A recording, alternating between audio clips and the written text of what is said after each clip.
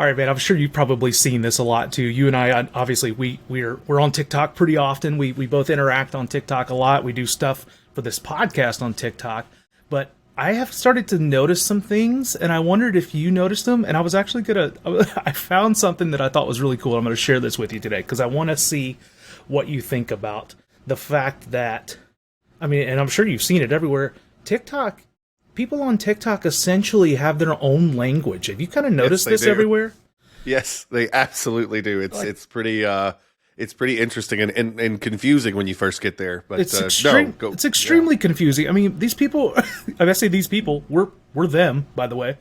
This TikTok culture. We're literally creating and making up our own language, and I found something that I thought I wanted to bring to you today because I thought this would be really fun because I want to ask you to see what of this language has kind of permeated your brain already. So what I'm going to do, this is going to be a fun little exercise, so stick with me for a second. Okay. I'm going to tell you a few TikTok words is what we'll just call them, TikTok phrases, and I want you to see if you can tell me what you think they mean, all right? So I'm going to start with one or two easy ones. So one that I see everywhere is just the word slay. When you hear slay, what does that mean to you? When you see that on a video, what does that probably mean to you? I don't know. I actually don't know there. I mean, I feel like the people I hang out with, I hear slay a lot. Yeah. I don't know what that says about me, but to me, it is go crush it, man. Just go slay. That's it. So that's what I think about. But yeah, that came from a very interesting place for me. But yeah, TikTok is definitely, now that I think about it, I do see that there quite a bit. So I love that. You see it everywhere. Yeah, I mean, what you said is exactly it. It's just a metaphor for killing it, right? You're slaying. You're doing good. All right. So, what about? Have you seen? I don't know how you feel about this. This is kind of funny, but have you seen quiet quitting? Have you seen that phrase anywhere? What does that mean to you? Quiet quitting is there is a whole movement in folks that feel they have been abused at their job for years. Yeah. And that you don't actually quit. You just do the bare minimum while you're at work, which I don't know. This is what's really interesting to me. I'm just kind of like, well, this is just also what we call bad management, right? Man, no doubt. It's amazing to me what happens when you pay people pretty well and you give them a mission. But yeah, when you pay people pretty poorly and quiet quitting, they're not going to quit on you, but they're just going to do the bare minimum, which, to be fair, if they're literally doing what you tell them to do, aren't they doing their job? So yeah there's this whole, I've pissed a lot of people off that are listening to this right now. I guarantee you someone's going to throw something political at me. And I'm not being political. I'm just like, these people are literally just doing what you have in the job description, right? Right. And if not, you can... anyways, but yes, I hear this a lot coming from this particular generation. And they're not actually... I don't know who actually came up with this term, but I'm pretty sure it's not the actual generation that's talking about it. Yeah. This was a very, very, very big media thing. So, yeah, you can get on both sides of it. You can talk about it how you want. But I thought it was so funny. I have my opinion, and it kind of it fits into kind of what we talk about all the time. So what it is, and this is how they define it on this article that I read. It's a rejection of hustle culture, and it's a reclaiming of work-life balance. Okay, well, but so when I read that in kind of a negative tone, but in our head, we hear hustle culture, we're like, yeah, man, get out there and kill it, go hustle, get what you got to get.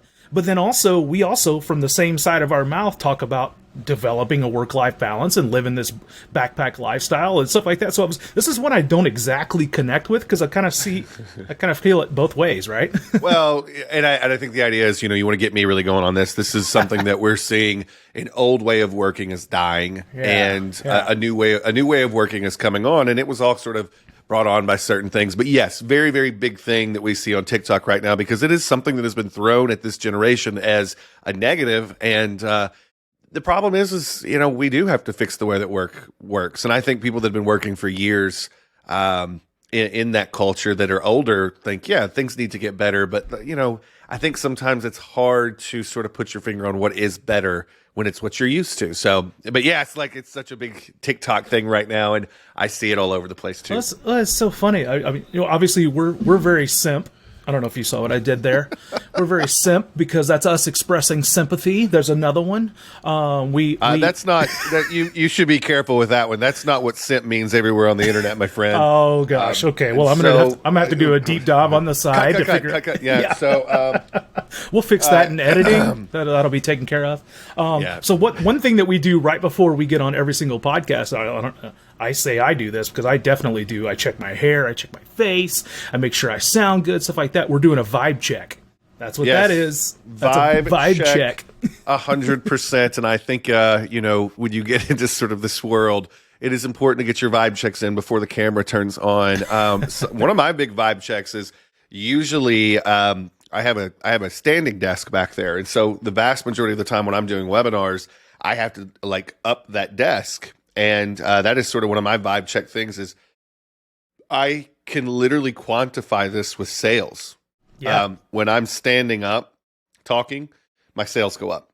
When I'm sitting down, I absolutely see my sales not as much as when I'm standing up. And I have literally tested this over the years ad nauseum. And it's not a perfect test, but it's crazy to me, what you can do when you figure out all these little vibe checks and things that you can do. And I think this actually kind of bleeds into our topic today, which is video, and how to do it the right way, and some cool things. And so we've got some big things. What are we talking about today? That's exactly what we're going to talk about. We're going to talk about how we've officially done our vibe check. We're all set. We're good to go, and we maybe we've sound less cool than we ever have in the last few minutes, but it's all about we've done it. Here we are. We're recording it. We're putting ourselves out there. We're creating video content. And that's what we're talking about, how to be able to create video content that can actually ignite a business, ignite, a marketer, an entrepreneur, whatever it is, and how you've actually done it in your business to really grow and expand. And I think it's going to be a really cool conversation. Yeah, man. Let's dive in. Let's do it.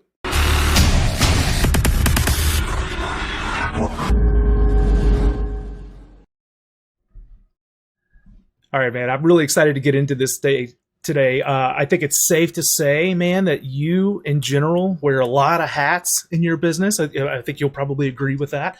But one of those hats that I noticed that you really lean into, you put a real premium on, is video. And we've talked about it actually here before, and you and I have talked about it on the side, that you've actually done the analytics of your business performance, and you've been able to tie specific peaks in your business to the correlation to when you're doing video, right? That's such a really cool thing. So let's start there. When you are thinking about video content, you're producing video content and what it means to your business. What does it mean? What's kind of your philosophy, your reasoning behind you doing video as much as you do? There's a ton of businesses out there online these days. And, with every single one of those businesses, you have to look at kind of what's the thing that makes those businesses stand out as their products stand out. Well, good. That's a must, right? You have to do that.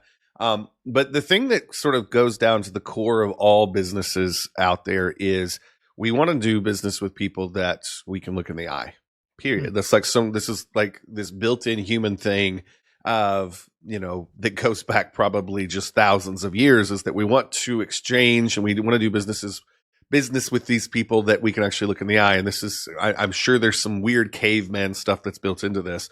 But the idea is when you can get on video for your business and you can speak to people and you can look at them this way that we're looking at the camera right now, for those of you that are actually watching this, not listening, things change. You look at this in a different way. I guarantee you somebody that's just listened to the podcast before versus somebody that's actually turned on YouTube or maybe watches this on TikTok and, those bits and pieces. It's a different vibe when you get to actually see us going back and forth. And so from a perspective of sales, I know that we break through a wall pretty instantly when I get on camera and I start to talk. And, the first year of this online business that I had was basically no video.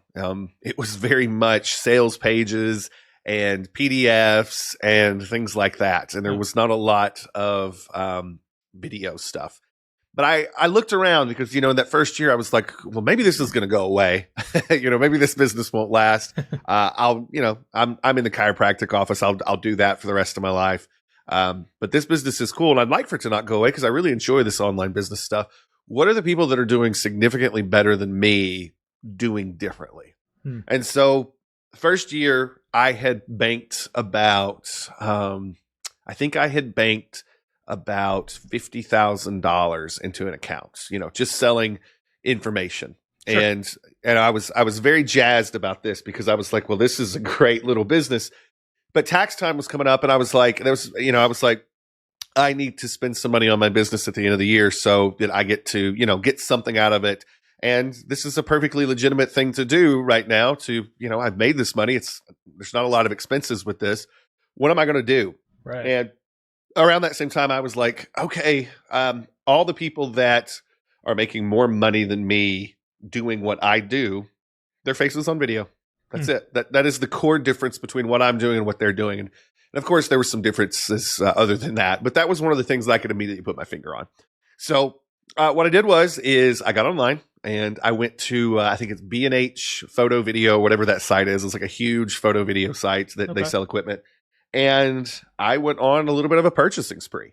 I bought a pretty pro quality camera for the time that I could use to record myself and get myself on camera. I did a lot of research beforehand. I remember I looked up, I was really into Brendan Burchard. Brendan Burchard, for all of you that don't know who this cat is, he is a really, really cool, in my opinion, pioneer of internet marketing. And he was really good on video. And I remember he had done this thing where he actually went through his equipment list. And I looked it up and I just basically bought a bunch of stuff that he had. And so I bought the camera that he had. I bought the wireless microphone system that he had. And I was just like, okay, what lights does he use? And I bought those too. Nice. And so, I spent some money on it. And that whole next year, I started recording myself on video, and I was not polished at all.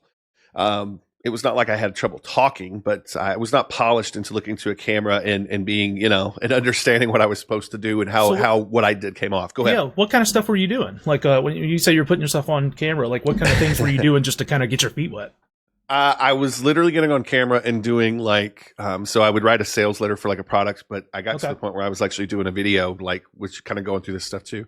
Had no idea what I was doing. And I was like literally just talking into the camera and crossing my fingers. Right.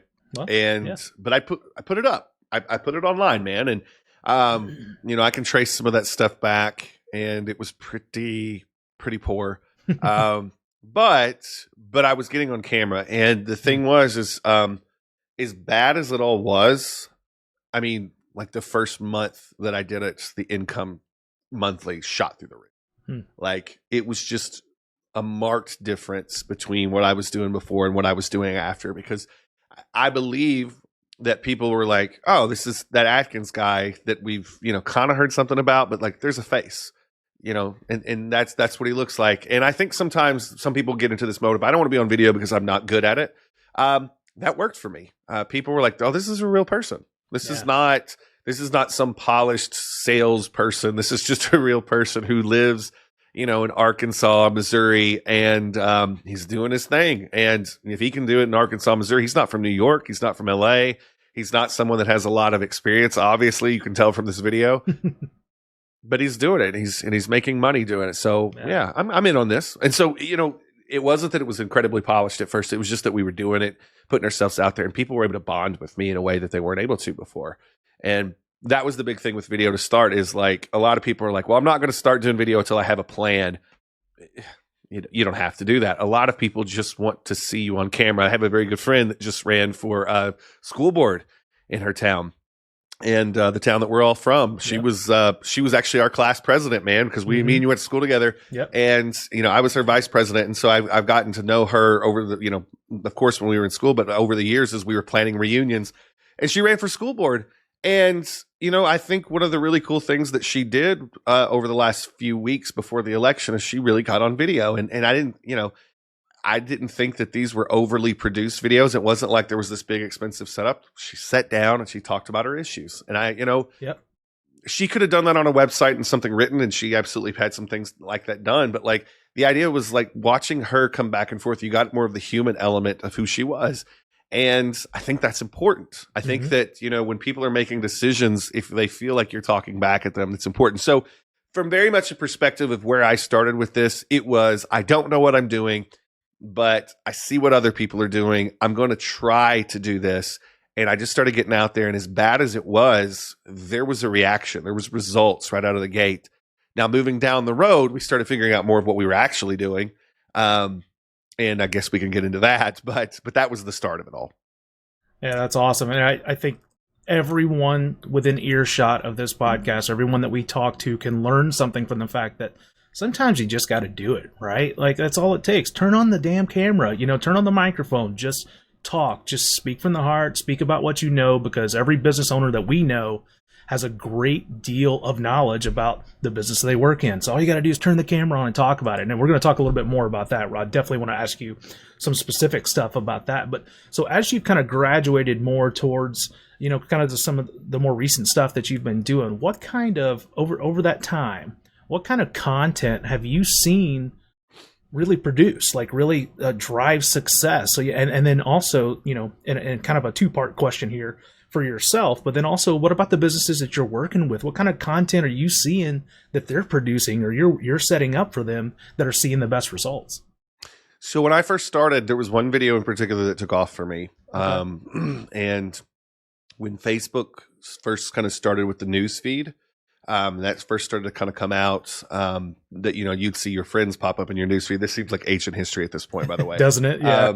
But when this first started to come in, not a lot of people understood why that you would show up in a newsfeed, like from a Facebook page, because this is back when Facebook pages were just starting to come into play too. Yeah. And not a lot of people understood why Facebook would pick something from a page or something from your friend, why it would end up in your newsfeed. Mm-hmm. And so, I understood very quickly that, because I was in depth with this stuff, I just was a nerd for it, that there was this thing back then called EdgeRank. And EdgeRank was actually an algorithm that would put people into your newsfeed, or businesses into your newsfeed. And if you understand at that time how EdgeRank kind of works, you could use it to your advantage. And so literally one of my early videos that actually ended up on YouTube, I'm pretty sure it's still there, we can probably link to it, is me looking ridiculous, number one. But I'm in a t-shirt. I'm in, I think, a backwards hat, like a green backwards hat, blue t-shirt, no color coordination, by the way. And a weird looking beard. But behind me on this wall, because I had also painted this wall with so I could whiteboard on a wall. Sure. And so I literally have a formula written behind me that is the EdgeRank formula. Oh. And I just, on the video, very awkwardly, I'm explaining this EdgeRank thing. And I mean, I have customers to this day, business partners to this day, that literally can trace back their first interaction with me as that video. So it just started off as me being like, hey, if you want to know how to do this, let me explain it to you. Yeah. And this is going to help with what you're trying to do in your business. And so, it always goes back to that formula. We've talked about this a ton of times. Who I am. This is what I got for you. This is what it'll do for you. This is what you need to do next. I don't even know if there was a this is what you need to do next on that video. At that time, I was just like, let's just get some reps. Let's get some practice doing this. And so that was one of the first videos that drove a ton of customers my way at the time, because it gave people the perception that not only does this person maybe understand something that I don't, but this person made this make sense to me. And I think that's the key. Yeah, so that's the key. You not only did you turn on the video and you explain to someone about specifically, kind of what you know about the knowledge that you had, but you kind of shared that knowledge with someone. So that had to be the very beginning of everything that you do every single day of your life now. Right. And at the time it was YouTube. I just uploaded it to YouTube. I had built up a list of customers at that point. I believe I sent my customers, the link to the YouTube video, and that was the start of it for me. That's awesome. And from there, it was like, okay, what else can I put on YouTube that maybe is helpful to people? And, right around that time, I was really starting to get into the whole, let me teach you something in an hour. Where maybe you see my face, maybe you don't see my face sometimes, but let me teach you something in an hour. So at the very least, my voice is on something teaching you what's happening. And at the time, like I said, there was no pitch at the end. There was probably no call to action. It was quite literally, here's something I know because I have read about it and learned about it and done things to experience it myself at an exhausting nature. And that's when I really started doing webinars. Is I started to understand, that I could convey knowledge, and people would actually show up to listen to me convey this knowledge about this stuff that I knew about. Sure. And I had been at that point very into watching other people's webinars, and I started to very quickly get a sense of where they would lose me. Like, even though this person was extremely smart, there was stuff for me to learn from them. I have a tough time focusing on things if they're not laid out a certain way. And this is something that drives me crazy. So like, I want to learn. I want to improve myself. But if somebody can't deliver information a certain way, it's hard for me. And so I get very frustrated. So one of the things that I started to develop really quickly that you can really pull apart in everything that I do is I will break every piece of video that we do into chapters. And, even these podcasts are sort of designed that way. Yeah. But that's the idea, is every piece of video that I would do that was long form, like an hour-long webinar, we would go in and we would break it down. Here's part 1, here's part 2, here's part 3, here's part 4. We would put that in the very front of it. And so before we even really got started, you knew this is what we're getting to. This is how this is going to be broken up. And let's say later on you watched it and you wanted to skip to something, you knew what you were looking for in the skip.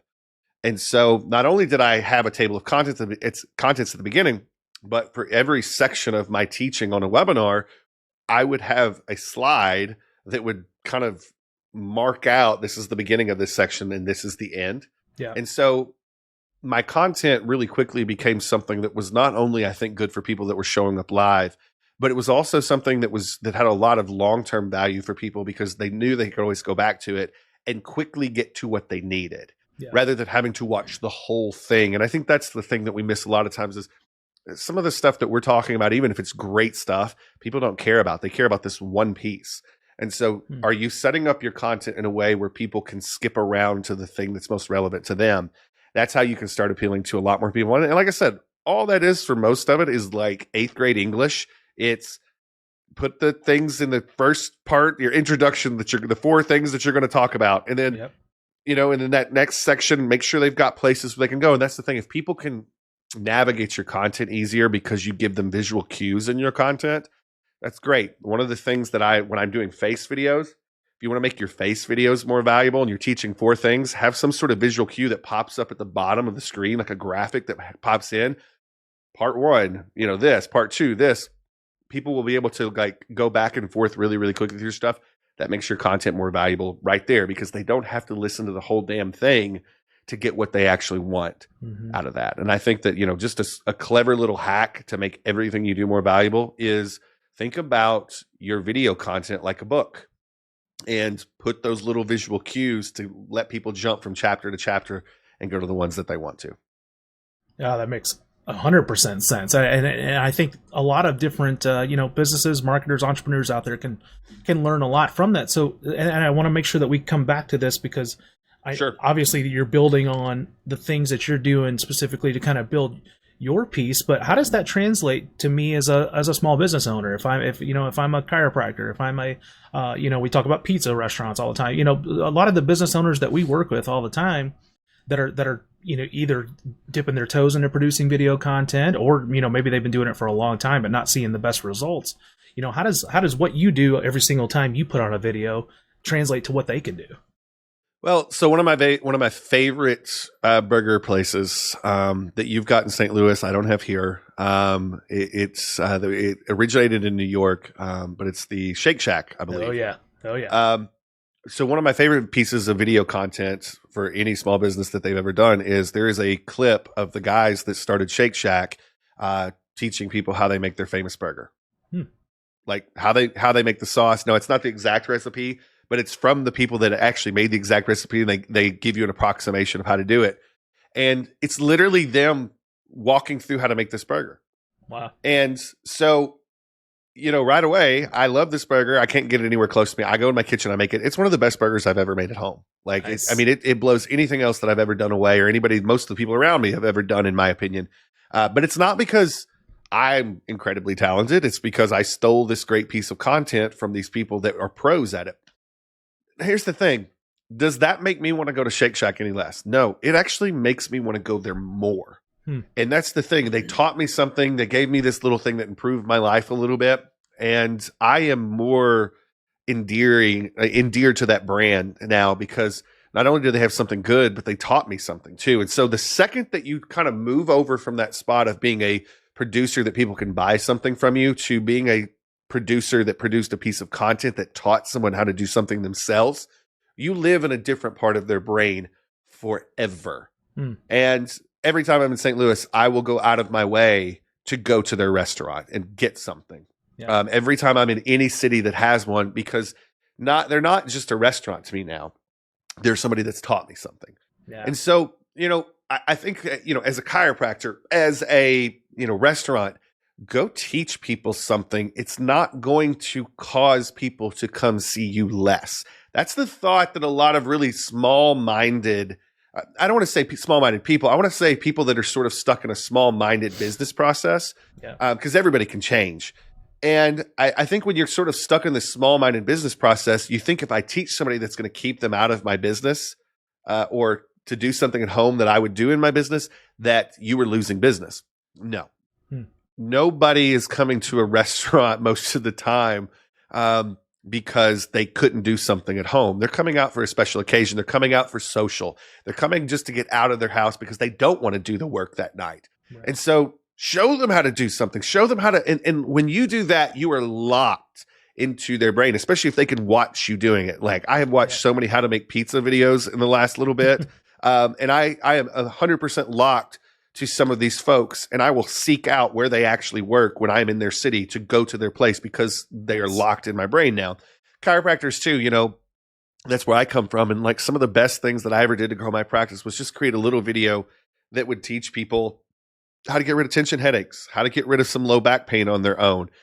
Did they still come into my office? Did they come into my office more because of that? Because I taught them something. I branded myself in their head forever and always as the expert. Right. And if I'm branded in their brain as the expert, it means that nobody else around me can hold that same spot. So all my competitors are instantly down here because I hold that spot in their brain as a teacher. And if I've taught them something that worked even just a little bit for them, then I am there. I am their choice because I'm in that spot in their brain that helped them without expecting them to come in and pay for that help. And so I think that's the thing, is it's when you can break down something that you're breaking down anyways in your business, like all this stuff that was on my, chiropractic video stuff was just stuff I was doing in my office every day. Yeah. All this stuff that, for the restaurant owners that we've helped, I'm just like, you guys are making this recipe 40 times a day. Get it on video once and just explain it. Mm-hmm. And those are the things that really start to make a difference because you realize I'm doing all this stuff anyway. Somebody turn a camera on and get this on video so that we can use it as content. And when you start to do that, you stand out above every single person that is out there on the planet. One of the big things, we're looking to buy a bar. Mm-hmm. And one of the things that we're looking to do in that bar is to show people how the sausage is made. Like really show them the pieces of the puzzle of check out this new drink and this is how you can make it at home. Most people aren't going to make it at home. Yeah. This is how we make our pizza. Most people aren't going to make it at home. They're just not going to. But if you give people those pieces of the puzzle, it puts them in a spot where they are far more likely to do business with you. And there's something very, very powerful to putting yourself in a position of authority by teaching someone else a skill. We as human beings assign big value to people that make us smarter, people that give us these little tricks. We never forget it. Like I know that all of us, we can think back to our parents, our grandparents, people that we were growing up with, our friends that taught us this one little thing. And we can like literally go back to when they taught it. There's a specific instance that's programmed into our brain because it's not just the skill, it's the memory of when it was taught to us. Yeah. And if you can put yourself in that spot in someone's brain as a business, everything is different. Those are the ones that really start to stand out. So from a perspective of like just doing video, it's not about being professional. It's not really about looking cool. It's can you teach somebody a skill that you have? And even if you do it awkwardly, you win. And I think that's the important part to think about. Dude, it's like you read my mind because that's exactly where my head's going. and I want to ask you specifically, and it's because of all the businesses that you and I talk to on a very regular basis, and I know that there are a lot of them out there because we do talk to them, that they're intimidated about the idea of putting video content out, and for a variety of reasons, right? Maybe they're embarrassed, or they're not comfortable being on camera, or they worry about, how do I write a script? How do I produce or post content? Or maybe they're just unsure of how to, find their voice in general. So what kind of advice do we have for business owners out there that are like that? Because there's a lot of them, and we have a lot of conversations, and we give a lot of advice all the time, but this is a great platform to do that.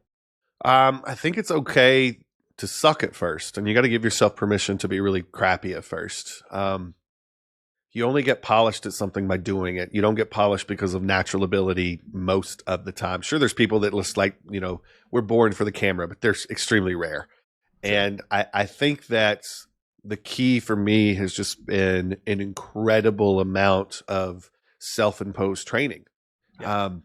And anytime I feel like, I'll watch I rarely watch myself back, but when I do watch myself back, I'm like, okay, well, this could be better. Why does this piece of content not look like this person over here that I think is doing a great job? And then I will go look for the solution to that, and then we figure it out, right? Yeah. But I think at the core of, you don't need a lot of edits. You don't need a lot of fancy stuff added to your video. You can literally pull your phone out and do a video a day or a video every few days. And if you did a video a day, even if it was like a minute long, a video every couple days, after a month to 2 months, you're going to be really good. You're going to be really good. And that's just from a perspective, if for nothing else, you were doing a 2-minute video, you're watching yourself back, your brain will instinctively learn things to do on the video so that you don't look certain ways. Yep. And it's just a pattern of doing things. And like I said, if you go into that 4-part structure that we talked about, this is who I am, this is what I've got for you, this is what it's going to do for you, and this is what you need to do next. If you think about that, that is the key to all of it. And it's as simple as, hey, my name is Ben Adkins, and today I'm going to teach you how to make a Moscow Mule. Now, the reason you may want to do this is you may want to impress people at your next party with a really great tasting drink that you can make really, really fast. So let's walk through it. We make the Moscow Mule, blah, blah, blah, blah, blah. And okay, so if you love this, and you'd love to kind of come and see what this should taste like, come down to our new spot here. You get the idea. Yeah. But that's it. Like, it was that simple. You taught somebody something that they could do on their own. You gave them a reason to come down to your place. And that's the structure of what a really good video should be like. It's not complicated. But I think, like you said, the key here is understand you're going to suck at first. Yeah. And be okay with that. And understand that most people out there, they forget these things. Like, nobody really cares about what you're doing. They care about what they're doing. But when you start to put yourself out there that way, it will start to light them up so that they do care. If you screw it up, they're not going to care. They'll forget about it. But if you don't, if you start to sort of get your legs underneath you, they will remember the things that you do right. And so that's what I always love, man. When you're doing video, when you're doing anything like this, people forget your missteps. We don't in our head, we don't think people ever forget our missteps because we never do, right? Right. But people forget our missteps because they got other crap to worry about. What people don't forget is the really, really cool stuff that you did. And typically out of everything that I do, man, let's say I did 100 things this year, people are going to remember 3 of them. And that's okay. That's a good ratio because three things that I did right can make me a fortune. Mm-hmm. And I think that's the thing is if you're in business and you want to grow the business, video is like the number one thing I can tell every single person that is the outlet for you. That will get you there quicker than anything. Is putting your business and putting yourself on video and being personal with people. People will want to get behind you if they can look you in the eye and they can hear your voice. But the key is you have to get out there. You have to be okay with the fact that the first 20 videos that you do are not going to be where you want them to be. But those first 20 videos that you do are going to get you to the place where the next 100 are going to be great. And when I say great, they're going to look the way that you want them to look. They may not all resonate with people, but out of those next 100 videos, you'll get the ones that do. And that's enough. That is enough. Most of the people I know that have huge followings online, they have huge, huge stuff going on for them.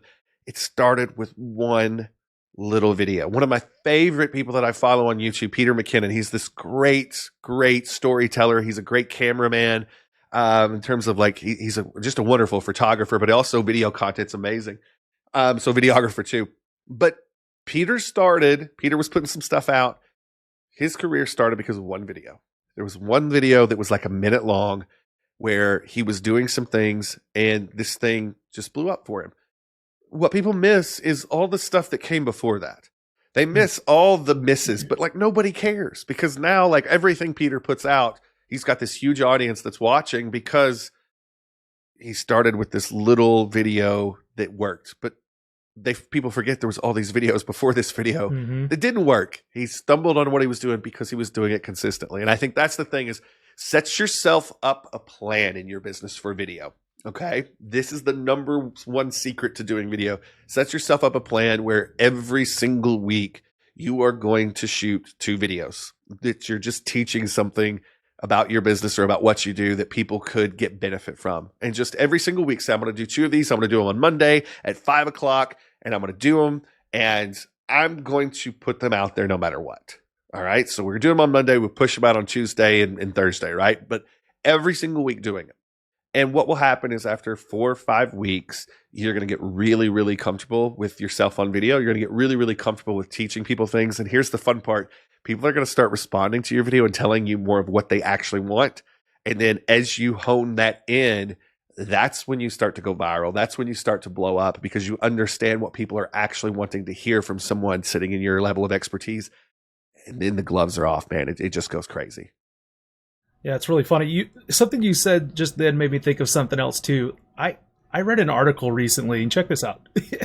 Tom Hanks, yeah, maybe the biggest movie star on planet Earth, right? Right. There was an article recently that I read that he said, and I think he's made something along the lines of 100 movies, which is unbelievable. He said that he thinks he's made 3 or 4 good movies in his career. And I think about that, I'm like, dude, Tom, what? Like, I could think of 15, 20 right off the top of my head that I absolutely love that he's in, but that's how he feels. And that's how you're talking about the 100 videos that you deliver. Maybe 3 of them are going to land, but 3 of them land for this person.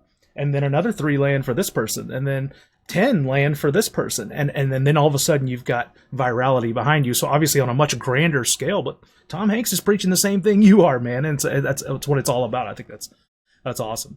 Well, that's the thing. You look at, he says he's done 100 movies. I don't know if he's actually done 100 movies, but let's say he says he's done 100 movies.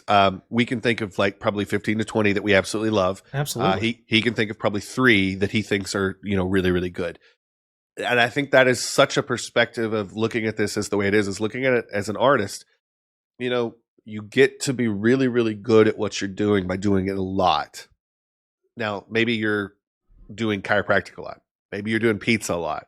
Maybe, whatever your skill may be, that is your core skill.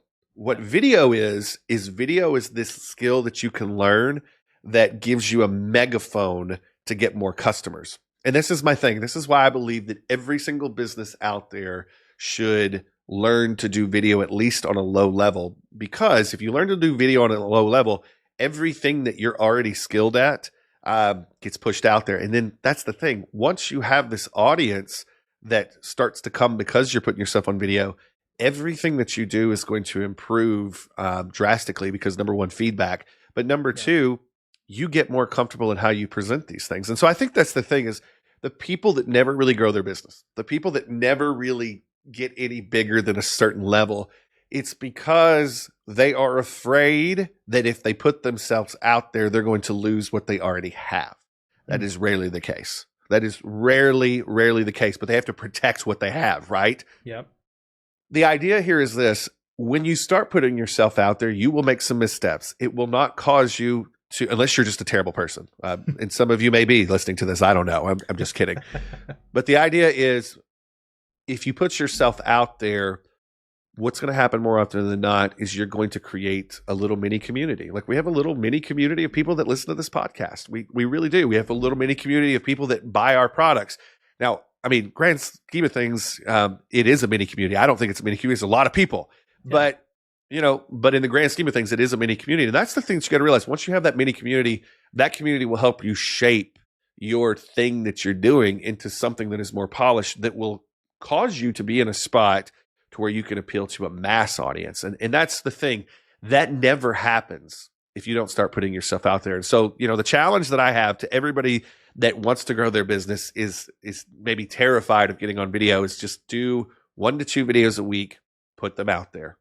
Let people see them, be afraid, but step off that ledge, create some of this stuff, follow the formula that we already talked about, teach people something. Even if you don't call people to action, if you don't ask them to come in, if you teach people how to do something, they're coming closer to you. They're going to want to get behind you. And I think that's the thing. Once you start doing that, put out enough content, you're going to stumble onto what we call your content, like your thing.